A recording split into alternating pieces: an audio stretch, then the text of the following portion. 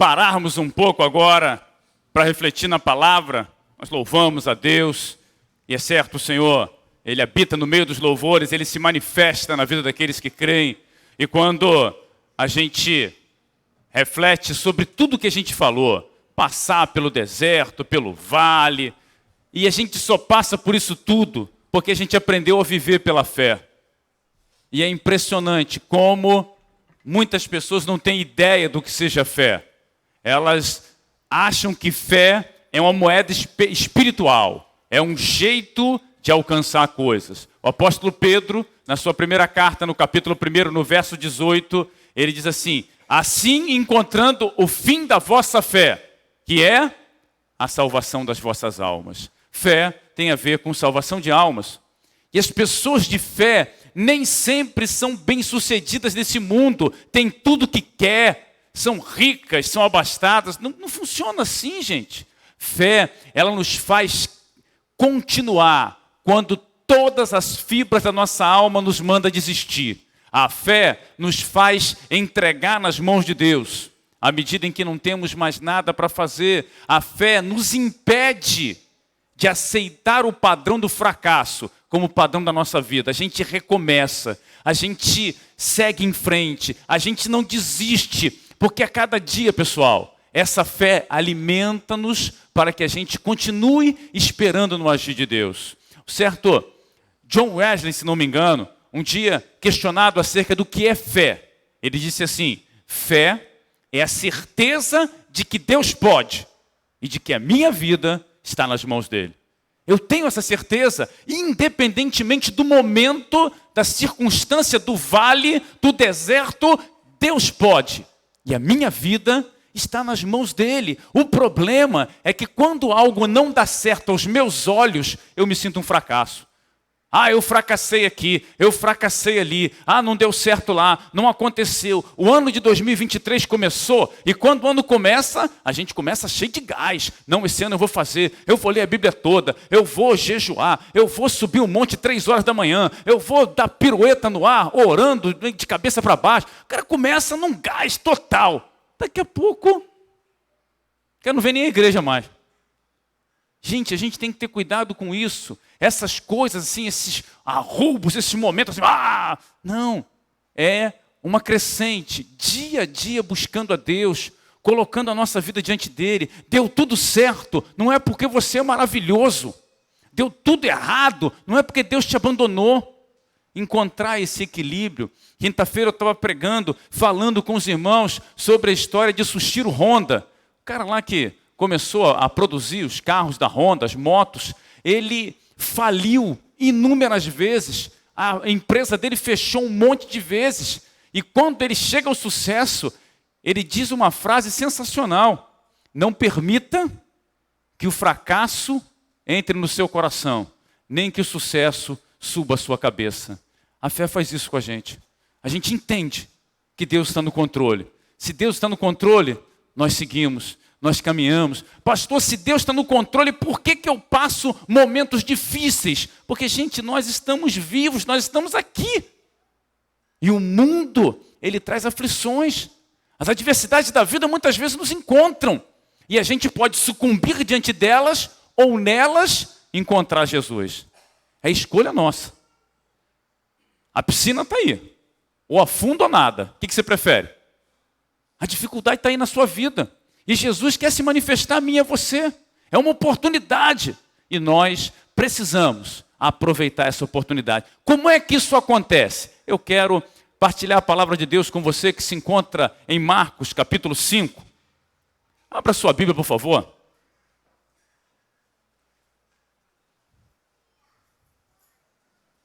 Marcos, capítulo 5, verso 22.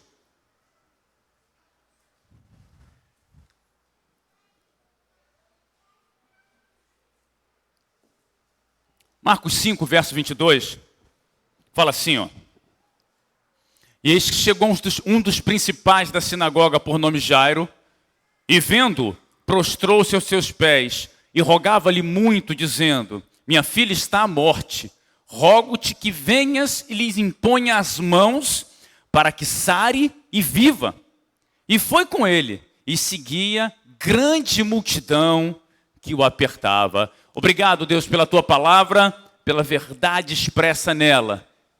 Que esta fé que levou Jairo a prostrar-se diante de Jesus, a cada dia nos leve a viver para a tua glória. Fala conosco, Deus, que o teu Espírito agora trate com aqueles que estão enfrentando momentos agudos e difíceis da vida. Em nome de Jesus. Amém. Pessoal, existem momentos na vida da gente que a religião não dá conta. Esse homem, chamado Jairo, ele, segundo o texto bíblico, ele é um dos principais, é um dos príncipes da sinagoga, ele tem proeminência religiosa, ele é respeitado, ele é uma autoridade religiosa. No entanto, quando a morte chega na casa dele, a enfermidade pega a filha dele, a religião não pode fazer nada por ele. Tem coisa na vida da gente que dinheiro não compra, que religião não resolve, que conhecimento não dá conta. Esse homem, ele descobriu que para mudar de vida, só indo a Jesus. E ele vai a Jesus, e o texto, ele narra que ele se prostra aos pés de Jesus, ou seja, ele reconhece Jesus como Messias. Ele enxerga em Jesus o caminho, a verdade e a vida. Ele olha para Jesus e encontra uma expectativa para que aquela sentença de morte fosse revertida. E é sensacional, porque quando a gente vai a Jesus, no início é maravilhoso. Ele se prostra, ele clama e Jesus fala, eu vou para casa contigo, pode ficar tranquilo. Só que o problema, gente, é a caminhada. Quando eles começam a caminhar, aparece a mulher com fluxo de sangue. Toca em Jesus e Jesus para. Olha só, o cara está com pressa, a filha dele está morrendo, Jesus resolve ir para casa e tem um engarrafamento no caminho. Tem uma mulher atrapalhando. E Jesus começa a perguntar quem foi que tocou em mim. E Jairo, imagina o Jairo se coçando, porque ele fala, não te preocupa com isso não, Jesus. Tem um negócio mais importante para a gente resolver lá. Não, mas Jesus ele está preocupado sim. Ele quer tratar sim, ele quer saber, porque saiu virtude, poder dele para sarar aquela mulher. Em meio aos nossos problemas, entenda isso, muitas vezes o Senhor está agindo na nossa vida e na vida de quem está do lado aí. Não é só de você que o Senhor está tratando hoje, é de você, de quem está do teu lado, de quem está atrás de você, de quem está na frente. Então sossega o teu coração, porque tem bênção para todo mundo. Tem milagre para tantos quantos creem. E o texto, ele continua no verso 35, dizendo assim, ó.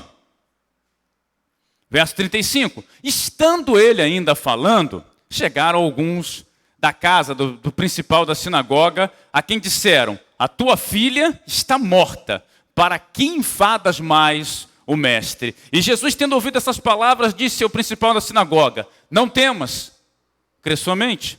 E não permitiu que alguém o seguisse, a não ser Pedro, Tiago e João, irmão de Tiago.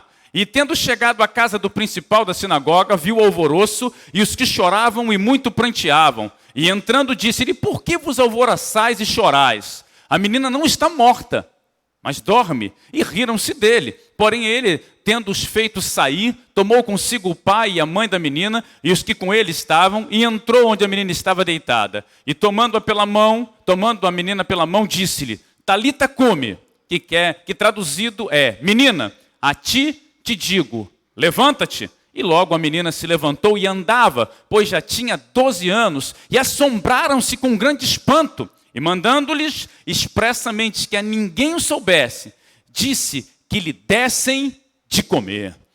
Eu olho para esse texto, gente, eu fico espantado como nós precisamos entender isso. A fé que Jairo encontrou preparou ele para o momento mais difícil da vida. E a gente nunca sabe o que vai vir primeiro, se vai vir a dificuldade ou a fé, ou se vem os dois juntos. Jairo é um cara religioso que nunca teve uma experiência real com Jesus Cristo. Só que quando a enfermidade chega na casa dele, ele tem essa experiência. Ele descobre que Jesus pode e ele leva Jesus para casa. Então, é preciso que a gente compreenda isso. A fé, ela prepara a gente. Olha o verso 35, o que acontece aqui, o verso 35. O pessoal da casa dele encontra com ele no caminho e fala, olha, não enfades mais o mestre, a tua filha está morta, tua filha morreu. Você quer notícia mais drástica do que essa? Você quer pancada maior do que essa? O cara está começando, engatinhando na fé, e a palavra que ele recebe é: para de amolar o mestre, porque não tem mais o que fazer. Não tinha mais para o homem, não tinha mais para a religião, não tinha mais para qualquer recurso que esse mundo pudesse oferecer, mas há uma instância superior, e eu queria que a gente entendesse isso de uma vez por todas nessa noite. Embora haja sabedoria nesse mundo, haja capacidade nesse mundo, há um recurso infinitamente superior, e esse recurso está em Deus. Ele pode. Uma palavra dele transforma morte em vida. Uma palavra dele restaura uma família. Uma palavra dele transforma pranto em culto de alegria, em culto de celebração. Uma palavra dele, menina, te ordeno, levanta. Aquilo que era motivo de tristeza se torna um testemunho poderoso de vida. Compreenda isso. Nós não precisamos temer, porque o Senhor, Ele tem a última palavra. Essa fé que não se vende aí no mercado gospel, essa fé que não se compra colocando dinheiro na caixinha, mas que vem de um encontro pessoal com Jesus Cristo, nos habilita para enfrentar a vida como ela é, e não sucumbir diante das dificuldades. Jairo encontrou Jesus, e a vida dele foi mudada, e a família dele foi transformada, e a filha dele foi salva. Quando encontramos Jesus, as coisas mudam, gente. Ele sai de casa num turbilhão terrível, a cabeça dele é um trevo, e ele encontra Jesus e tudo muda. Não sei como é que você saiu de casa hoje, mas saiba que ao encontrar Jesus nesse lugar, tudo pode e deve mudar. Ele tem isso para a gente. Jairo, a fé lhe preparou para o momento mais difícil da sua vida. Olha o verso 36 aí, acompanhe o verso 36 comigo. Verso 36 fala assim, ó: e Jesus, tendo ouvido essas palavras, disse ao principal da sinagoga: não temas, crê somente. A fé me faz enfrentar os meus medos, me dá a capacidade de lidar com aquilo que as pessoas não veem. Jairo é uma rocha por fora, meu amigo. Ele é um príncipe da sinagoga. Todo mundo respeita ele, ele conhece a Torá, ele é um sujeito capacitado, habilitado. E por fora, como é que ele está? Ele está firme. Mas por dentro, meus irmãos, ele está destruído. A imagem de Jairo, que ele passa para o mundo, é completamente diferente da imagem com a qual Jesus o vê. Às vezes, a gente tem uma pose, não é? De espiritualidade, sua glória, sua vitória. É comigo mesmo, Senhor, pode deixar. Mas quando o Senhor nos olha, Ele nos vê como estamos de verdade. Quando o Senhor olhou para Jairo, sabia que Jairo estava com medo. Sabia que ele não tinha o que dizer em casa. Sabia que ele não tinha chão. E a palavra do Senhor para ele é: não temas, crê somente. Independentemente do momento, gente, ainda que você esteja moído por dentro, que as tuas emoções estejam combalidas, que a morte tenha se avizinhado, que a falta de perspectiva seja grande, compreenda isso. Não precisa ter medo, creia somente. Eu não sei o que Deus vai fazer, mas eu sei que Ele vai agir. Eu não sei como Ele fará, mas a minha vida está guardada no lugar mais seguro desse mundo, que é nas mãos do Senhor. Então eu não preciso temer, porque, gente, medo é exatamente isso, a fé na derrota. Quando eu tenho medo, eu saio do lugar onde Deus me habilita para viver e eu fico perdido na minha caminhada. Assim como Jesus olhou para Jairo naquele dia e identificou exatamente quais eram os temores dele, nessa noite o mesmo Jesus, que ao terceiro dia ressuscitou, está aqui. E Ele olha dentro de cada um de nós e Ele sabe quais são os nossos temores. Ele olha para a gente e Ele entende esse sentimento que sufoca, que tira a alegria, que rouba a paz. E Ele diz: olha, não tema, crê somente, descansa nessa fé. Nada chega ao final antes que eu diga que acabou. Olha que coisa linda. Às vezes a gente vem de casa e diz: não, meu casamento acabou, minha carreira acabou, minha vida acabou. Nada acabou enquanto o Senhor não diz que acabou. Fique tranquilo, descanse o teu coração, alente a tua alma, não se preocupe mais do que o necessário, não temas, crê somente. Jairo, ele enfrenta o momento mais difícil da vida dele, ao lado de Jesus. No momento em que ele temeu, o Senhor olhou nos olhos dele e disse, olha, não precisa temer, é só acreditar. E o texto, ele continua, quando chega lá no verso 39, olha só o que diz o verso número 39 aqui, ó.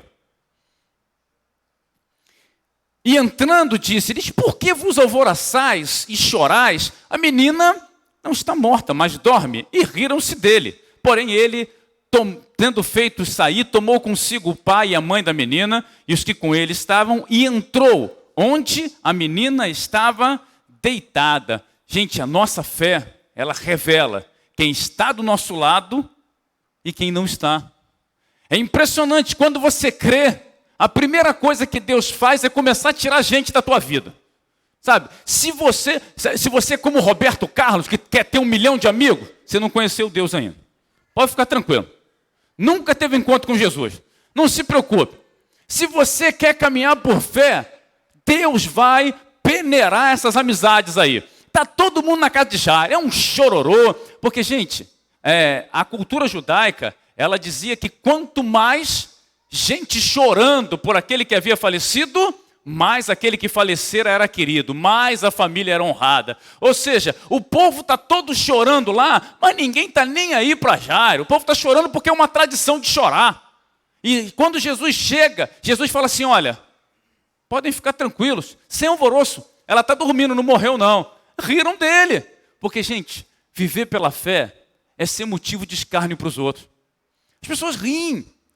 Quando o médico te dá um laudo, um diagnóstico, uma palavra, e você fala em nome de Jesus, o médico fala assim, não, olha só, porque eu, como profissional da saúde, não sei o quê. Meu irmão, como profissional da saúde, você sabe até a página 2, a última palavra do Senhor. Ponto. Só que em muitas oportunidades a gente se sente diminuído. Quando rirem de você, saiba que, como diz o ditado popular, quem ri por último, não entendeu a piada. É verdade. Gente, há um momento final da vida da gente, não se preocupa não. As pessoas vão rir e Jesus fala, o mundo vai se alegrar e celebrar e vós chorareis, mas outra vez virei a vós e vós vos alegrareis e a alegria que eu vos der, ninguém vô-la tirará. Essa é a verdade do Evangelho, pessoal. E muitas vezes nós estamos passando pelo desemprego, a gente está passando por alguma humilhação, perseguição, a vida está difícil, o peso nas costas está grande. E quando Jesus fala algo para a gente, as pessoas querem sentenciar como fim, mas o Senhor fala, olha só, está só adormecido, fica tranquilo, vai acontecer. Eu estava vendo a história de um cara que ele ficou 9 meses em coma, 9 meses. Todo mundo já lidava como morto. E aí ele sai do coma e começa a se recuperar. E ele abre os olhos, e ele volta a ter as suas funções sensórias motoras, ele começa a melhorar, ele fica de pé de novo, ele volta a andar, e é impressionante, quando ele sai do hospital, nenhum médico disse o que aconteceu com ele.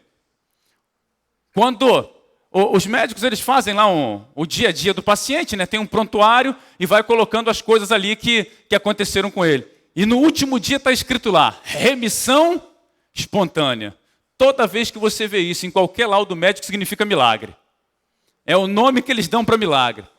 E assim, às vezes, gente, a gente está só adormecido.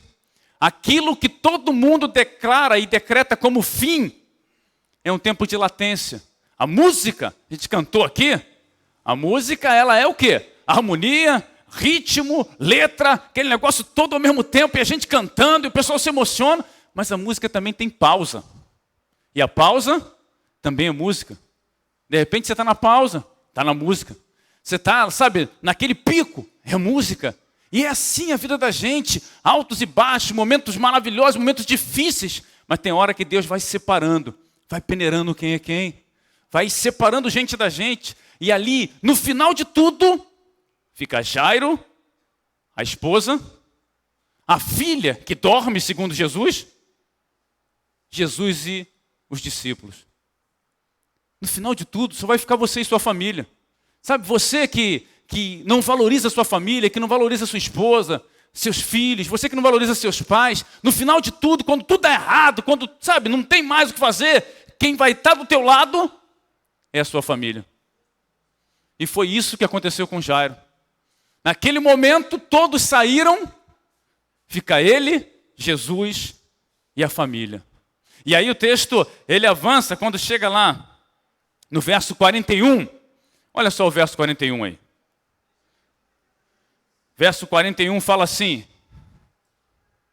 e tomando a mão da menina, disse-lhe, Talita cumi, que traduzido é, menina, a ti te digo, levanta-te. E logo a menina se levantou e andava, pois já tinha 12 anos, e assombraram-se com grande espanto.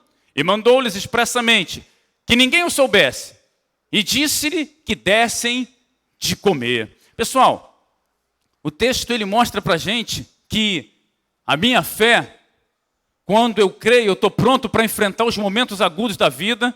Essa fé me habilita para que eu possa vencer os meus temores, para que eu me separe daqueles que querem me afundar. Mas essa fé, sobretudo, ela me faz seguir em frente. Jairo, ele que viu a filha morta, agora vê Jesus tomá-la pela mão e pula de pé. E a palavra de Jesus para ele é sensacional. Dá de comer agora. E aí esse texto durante muito tempo me incomodou. Por quê? Quem ressuscitou a menina lá, quem reviveu a menina, não podia já reviver com o estômago cheio? E é legal isso. O que você pode fazer pela sua família, Jesus não vai fazer. Jesus cuida dos meus filhos. Deus te fez pai para quê? Para cuidar dos seus filhos. Jesus abençoa meus filhos. Deus te fez mãe para quê? Abençoa meus pais. Para que Deus te fez filho? Então compreenda que existem responsabilidades que são suas. O impossível é com o Senhor. O natural é com a gente. Aquela família inicia o texto devastada pela tragédia e termina o texto vivendo um grande milagre. Isso é fé, gente. E é uma fé que não custa importância monetária alguma. O que Jairo deu a Jesus? Nada, a não ser o seu coração. O que Jesus ganhou tendo revivido a filha de Lázaro? Nada, a não ser ver uma família restaurada, restabelecida, de pé. Essa ideia de que eu tenho que dar alguma coisa ao Senhor para que o milagre aconteça, é mentira. Não aconteceu nada. Não teve nenhum escambo, nenhuma troca. O que houve foi o coração de uma família que se abriu para viver pela fé. Portanto, gente, quando a gente deixa a casa da gente para vir para cá, muitas vezes pequenas mortes ficaram para trás. Morreram o respeito, a alegria, o amor. Mas quando a gente volta para casa com Jesus, Ele toma tudo isso pela mão e diz, a ti te digo, levanta-te. E aquilo que era o fim, recomeça na vida da gente. Portanto, o ano de 2023 está só começando. Nada é determinante, é o fim. Pelo contrário, Jesus hoje está tomando pelas mãos, pondo de pé, olhando nos olhos e dizendo, não temas, crê somente. Ele está separando quem serve e quem não serve para andar com a gente. E, sobretudo, Ele se manifesta a nós. Jairo se prostrou e o reconheceu. E nós? É muito fácil entrar e sair de templo e achar que foi abençoado. Jairo fazia isso todo dia. E no momento que ele mais precisou, ele viu que não funcionava. Foi no encontro com Jesus que a vida de Jairo mudou. E essa noite, eu quero dizer isso para você. Com toda certeza, o que transforma a vida não é entrar e sair de templo. É encontrar Jesus. E esse Jesus, que junto com Jairo, entrou na casa dele e mudou a família dele, está aqui. E o que Ele quer é entrar na tua casa e mudar a tua vida. Se tu precisa entregar o coração a Jesus, você de repente já foi cristão, em algum momento se desviou, a vida foi difícil, te levou para onde você não queria, os dias maus chegaram, volta para Jesus correndo. Se você quer entregar pela primeira vez o teu coração a Jesus, faça isso. Jairo se rendeu e ele viveu então coisas extraordinárias com o Senhor. E é a graça de Deus que nos habilita para isso. É o favor dele. Jairo não tinha nada especial, a não ser um coração quebrantado, que o Senhor não resiste. Portanto, você quer entregar sua vida a Jesus, quer voltar para Ele? Eu estou aqui para orar por você. Onde você estiver no auditório, eu quero orar pela sua vida.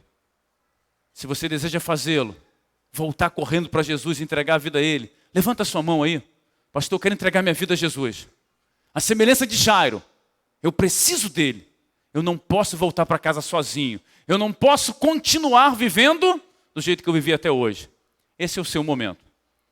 Se o Espírito Santo falou contigo, se a voz de Deus ecoou no seu coração, abra, renda-se, entregue-se. Deus abençoe você, querido. Há mais alguém? Porque às vezes Deus fala com a gente ouve a voz do Senhor, só que a gente não tem coragem de abrir o coração. Se você ouviu a voz do Senhor, não endureça o seu coração. A pessoa tomou essa decisão hoje e você também precisa? Levanta a sua mão bem alto. Eu quero orar por você. Pastor, eu ouvi a voz do Senhor. Não posso continuar desse jeito.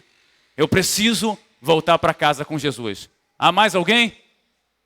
Quero orar pela sua vida. Não endureça o seu coração. Deixa o Senhor te alcançar. Há mais alguém? Quero orar com você.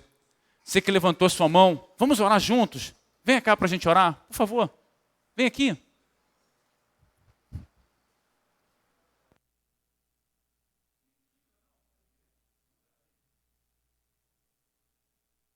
Quero orar com você, não fique tímida não, pode vir para cá. Pessoal que filma adora quando eu saio do quadro aqui.